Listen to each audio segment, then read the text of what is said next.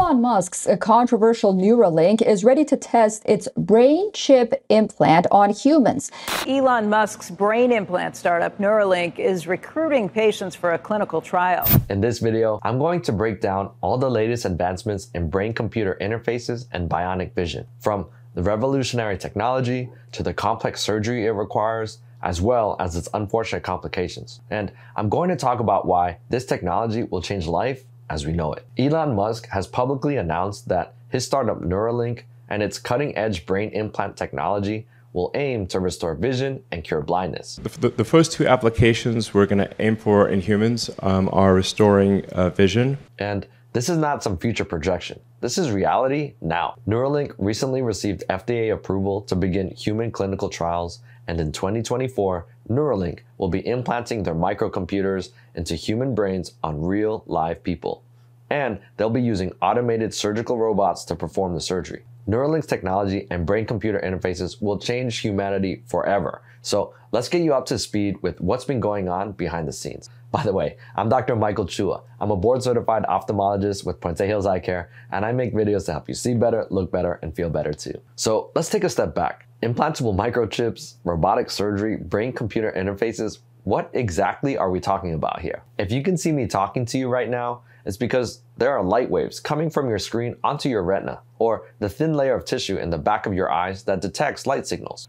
Our retinas take these light signals, then convert them into electrical signals, which can get sent along the optic nerve to the visual cortex in the back part of our brains. So if any component along this pathway is malfunctioning, perhaps a cataract or clouding of the lens in your eyes is preventing light from hitting your retina, or maybe glaucoma is causing damage to the optic nerve. If any portion of the visual pathway isn't working, then we will have problems in our vision. And one of the fundamental concepts of how our visual system is designed is what's called the retinotopic map. What this means is that our brains organize information about where things are in the visual world around us. So each neuron in the visual cortex, or the part of the brain that's responsible for our sight, each neuron will fire based on a small part of the visual field, which is called its visual receptive field. And the way the map is set up, it's inverted. So, for example, if you see something here on the right side of your visual field, then a neuron will fire here on the left side of your brain. And then if you see something on the left side of your visual world, then a neuron here on the right side of your brain will fire. To really illustrate this point, look at this figure from a paper published in 2017. We're looking at the visual cortex of a mouse brain, and we're seeing the mouse's brain activity light up as the mouse watches a dot moving around. The way the mouse's brain set up is like our brains too. It's inverted, so when the dot moves up, the bottom part of the brain fires. And then when the dot moves down, the top part of the brain fires. With this information, scientists can basically map out each point in our visual world with a specific location in our brains. The reason why this knowledge is so powerful is because, in theory, if you can stimulate specific neurons in our visual cortex in just the right pattern, you can recreate the experience of seeing the world around us. For example, if you stimulate neurons in the brain in the pattern of a triangle in just the right location, you can have a patient see a triangle. Or maybe if you wanted them to see a smiley face, you can do that too. And that's basically the premise of these computer vision, computer brain interfaces. With our natural eye-brain interface, our retinas and our optic nerves send vision data from the world around us to our visual cortex for processing. But with Neuralink's technology, they're basically replacing the eye and the optic nerve component with a camera and a computer instead. This is, of course, a lot easier said than done. And in order for them to pull this off, it will require countless hours of research, hard work, and, well, money.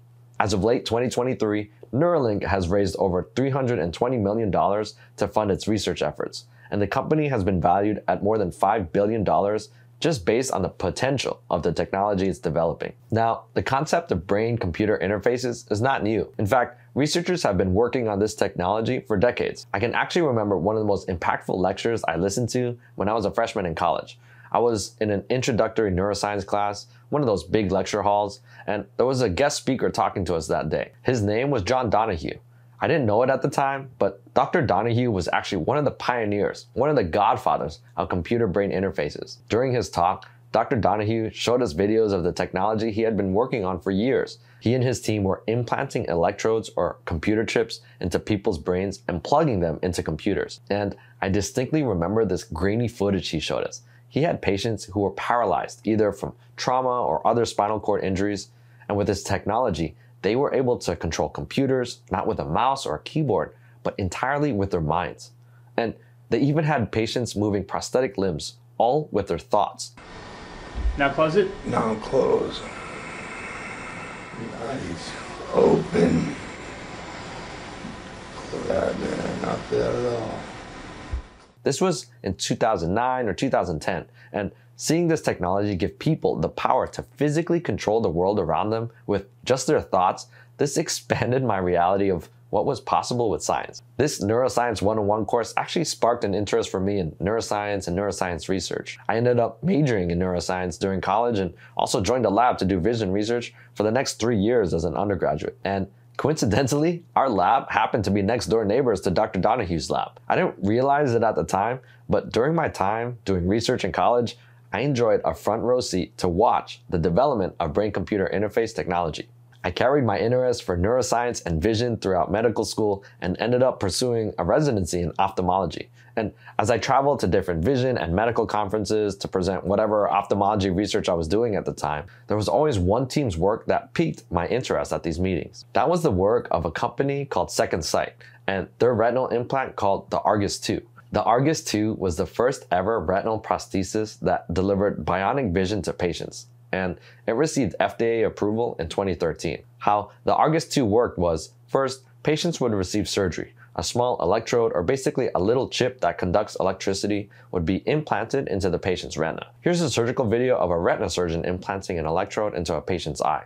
So we're looking at the inside of someone's eyeball. This is their optic nerve here, which connects to the brain, and this electrode is being placed onto the macula, or the central part of the retina. Once that implant is set up, the patient is given a pair of sunglasses with a small video camera in the center to capture incoming images. That video data is then sent to an image analyzer, which processes the visual images. For example, the processing unit would run an edge detection algorithm, so it could create a mosaic of low-resolution pixels that resemble the object that you're looking at. So this image of a bike might be what the camera captures, but after it gets sent to the visual processor, it gets distilled down into a very basic pixelated visual representation.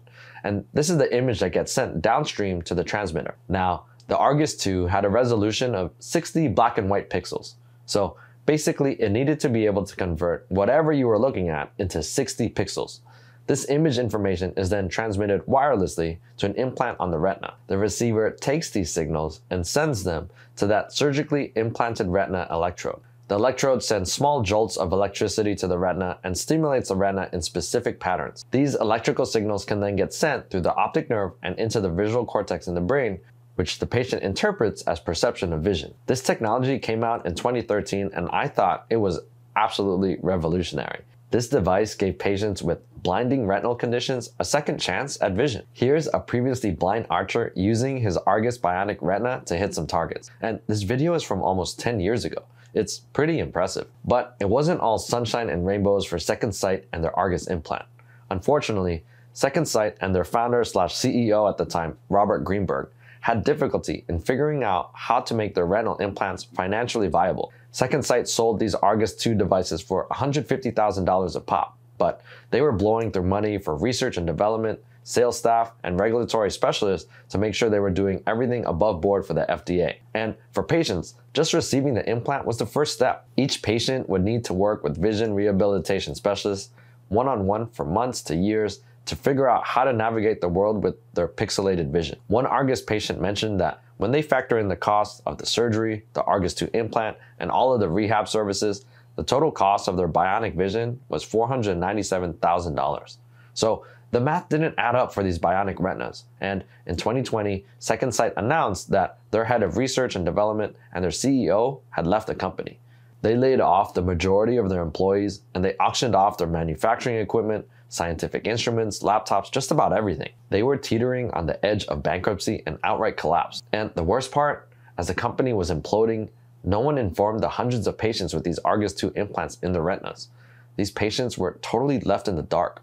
Pardon the pun. Horror stories started coming out of patients who learned the hard way that their retinal implants were no longer being supported. Ross Dewar, who received the Argus 2 implant in 2019, started to feel dizziness and vertigo in 2020. His doctor wanted to get a brain MRI for him to rule out a brain tumor, but first they needed to contact Second Sight to figure out if it would be safe for him to receive the MRI with his Argus 2 implant. Remember that the M in MRI stands for magnetic. An MRI machine becomes a giant, very powerful magnet once it gets turned on. It has the power to very forcefully pull in wheelchairs, stretchers, IV poles from across the room if they're magnetized. So if you have a metallic chip implanted into someone's retina, you need to be 100% certain that that implant will not move at all during their MRI scan, or else that can lead to a potentially fatal accident. And so Ross and his doctor spent several weeks sending letters, calling, emailing Second Sight to see if he could get his brain MRI done. But with the company collapsing, there was no one to answer his calls. He wasn't able to get his brain MRI done to evaluate for a brain tumor. And remember that archer hitting targets using his Argus 2 device? His name is Jerome Perk, and in 2020, his video processing unit fell to the floor and broke. He attempted to contact Second Sight to send him a replacement, but he was unsuccessful. So he was kind of stuck with his retinal implant and no computer to connect it to. Fortunately, he was able to find another Argus patient who was no longer using their system and a doctor with a spare video processor. So they were able to hobble together a refurbished system for him to turn the lights back on. But these stories kind of show the double-edged sword of technology. With a constant advancement of new hardware, new software, companies eventually stopped supporting old devices. We're now on the iPhone 15, the 10th generation of the iPad, and the Samsung Galaxy S23. iPods are no longer a thing, let alone CD players or Walkmans. With new technology constantly coming out, it seems like the time cycle of technology becoming obsolete is happening quicker and quicker. When it comes to a cell phone, for example, it's relatively easy to trade out an old Nokia or a BlackBerry to the latest iPhone.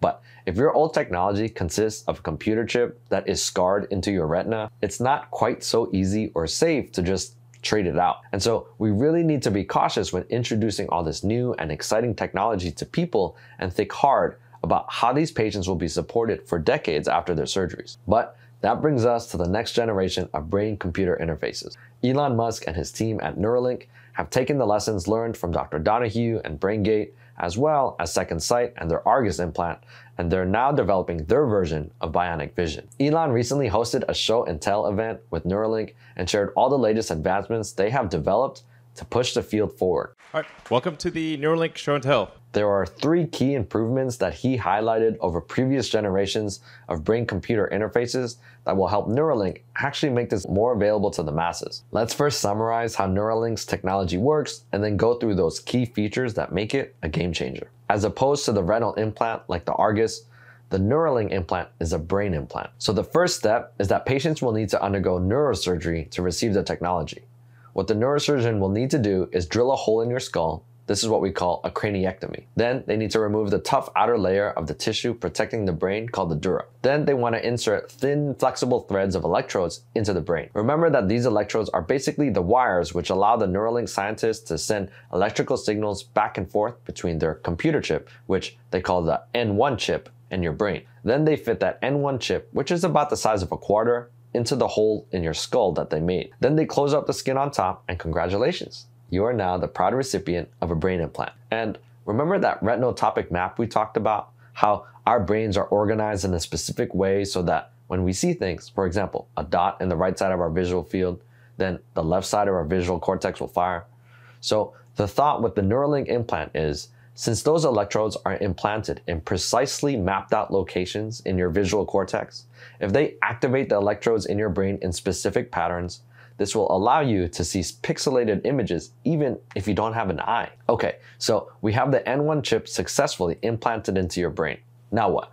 Well, what they do next is connect it to a computer vision system. They take a video feed from a digital camera, and that feed is streamed wirelessly to a smartphone. And as we've seen with Meta or Facebook smart glasses, we now have the technology to create stylish, regular-looking glasses that have digital cameras in them. So the digital cameras send the video feeds to a smartphone, which most of us already have in our pockets. That smartphone would take the video information and convert that into a neural signal, which can get wirelessly transmitted to the N1 implant in your brain. Then the N1 chip can send those electrical signals through the electrodes directly into your brain in specific patterns so that you'll be able to see what's around you. And here's a visual representation that the Neuralink team shared at a press conference of what they're hoping to deliver with their visual prosthesis device. Here's a photo of some European-looking street corner on the right, and on the left, we have their pixelated representation of that same image. If you squint your eyes a little bit, you can start to see the details on the pixelated image. For example, you can see the lamppost right in the center of the image, or you can see the edges of the buildings lining the street. Obviously, there are limitations to this computerized vision. There's no color, and it's composed of those pixels you would create by stimulating certain areas of the visual cortex. But this is still an impressive demonstration from Neuralink. Okay, so now that we have a good understanding of what Neuralink plans to deliver with their technology, let's go through the 3 key features that they have shared that elevate their technology head and shoulders above what's been done in the past. The first key advancement that Neuralink has going for it is that their technology replaces rigid arrays with thin, flexible electrodes and a wireless interface. The benefit of these flexible wires is that each wire can be placed strategically in the brain with improved precision. The usual standard implant for brain-computer interfaces are rigid metal chips called Utah arrays that have tiny electrodes that stick out like needles. These electrodes are connected to copper wires so that electrical signals can be sent back and forth. Research studies on explanted brain implants have shown us that with time, unfortunately, the materials on these chips can degrade, or the brain can develop scar tissue around the chips, which leads to loss or degradation of signal. The other limiting factor with these arrays is their bandwidth, or basically the amount of data that they can send back and forth. Remember that Argus retinal implant that we talked about? The resolution of that implant was limited to 60 pixels.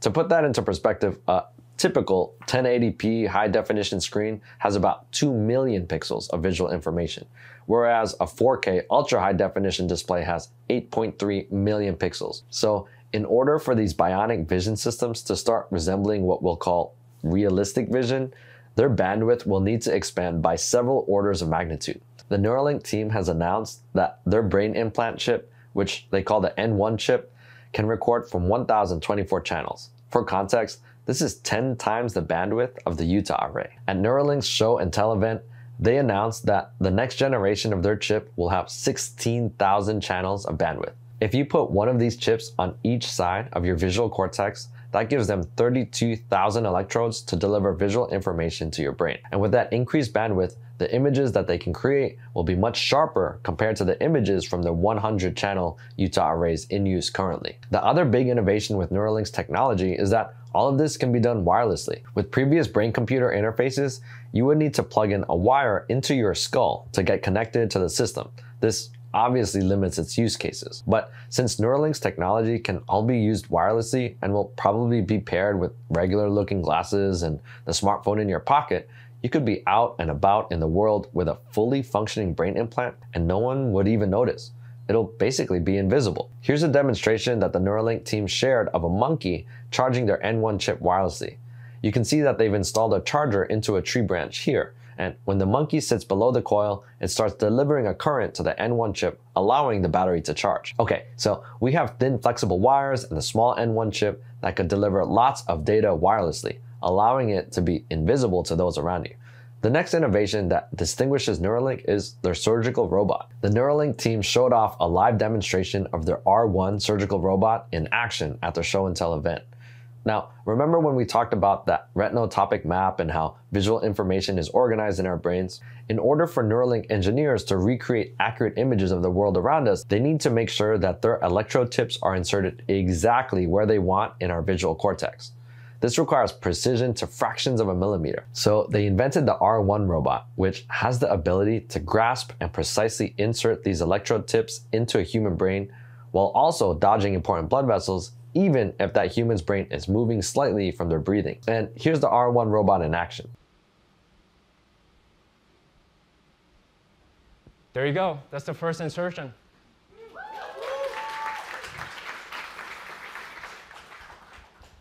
Now, believe it or not, using surgical robots to perform precise surgery is already a reality, and it's something we do on a regular basis as eye surgeons. Just like in brain surgery, in eye surgery, we have very small margins for error.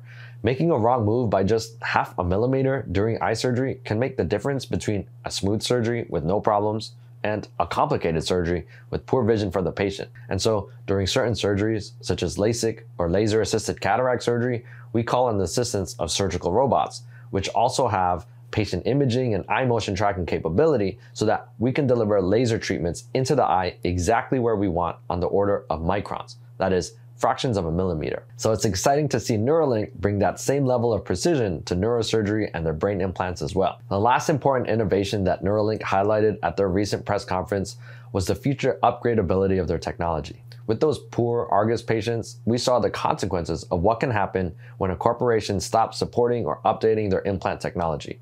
And with any medical device, especially ones that you are surgically implanting into people's bodies, companies need to think critically about how they can make sure that early adopters will be able to access newer and better versions of the technology. I mean, Neuralink hasn't even finished testing their N1 chip, and they're already proclaiming the great new features that will be in future generations of their brain implants. But what will happen to all the people who have the first generation of the implant? What often makes implant exchange difficult is the encapsulation or scar formation that occurs around implants. For example, in eye surgery, we place drainage tubes into people's eyes to help decrease the eye pressure in patients with glaucoma. There's a little plate that we place on the outside surface of the eye. The body identifies the implant as a foreign object, and usually after a couple of months, your immune system creates a capsule or layer of fibrous tissue around the implant to wall it off from the rest of your body. In brain implants, a similar process occurs. After that N1 chip is implanted, after some time, a fibrous capsule will form around it. And depending on the amount of scar tissue, the Neuralink engineers have probably found this out the hard way. Going back in there to replace or upgrade that implant can be a traumatic, bloody procedure. And so the Neuralink engineers are aware of this challenge and are developing different solutions to make the implant replacement process easier for both the surgeon and the patient. Remember that during implant insertion, there's a thick protective layer of tissue called the dura, which surrounds and protects the brain. This dura must be cut open to access the brain underneath. What they found is that if they keep the dura intact, meaning not cutting through it, then there's less scar and capsule formation that forms around the implant, which would hopefully make it easier to exchange in the future. But since the dural tissue is not being cut open, they are now dealing with a couple of challenges. One is figuring out how to insert these hair-thin electrodes through the tough dura without letting the tip bend or break. The other challenge is, if they aren't opening the dura, they actually can't directly see the brain anymore. And so trying to insert these electrodes in precisely the correct locations while also trying to avoid the blood vessels coursing through the brain becomes very difficult to do if they can't directly visualize the brain. They are now experimenting with different imaging modalities, such as injecting glowing fluorescent dyes into the vasculature to visualize the blood vessels in the brain. Although these are difficult problems that they're trying to solve, I'm optimistic that with all the brain power, engineering chops, and money that they have at Neuralink, they'll eventually figure this process out. What's exciting about all of this progress is that Elon Musk and Neuralink have openly shared that their goal is to scale up their operations and offer their brain-computer interface technology to more people than ever before. This technology won't just be the subject of college neuroscience lectures or medical conferences.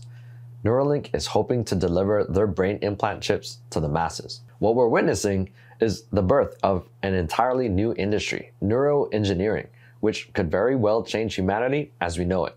Now, as this progress continues, we'll need to think about the ethics and the power that a corporation will have if they have a literal direct connection between their software and people's brains and innermost thoughts.